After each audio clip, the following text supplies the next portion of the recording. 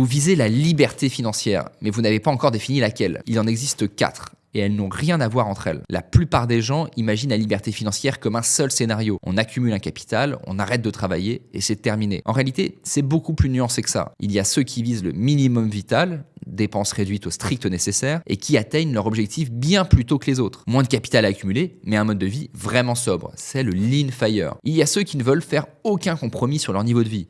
Voyage, logement, sortie, le capital nécessaire n'est alors plus du tout du même ordre de grandeur.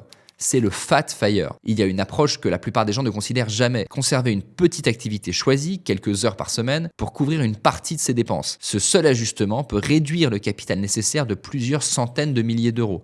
C'est le barista fire. Et il en existe une 4e, investir suffisamment tôt pour que les intérêts composés travaillent toute votre vie jusqu'à votre retraite. C'est le coast fire. La liberté financière, ça ne commence pas par un chiffre. Ça commence par une question. De quel niveau de liberté avez-vous vraiment besoin ?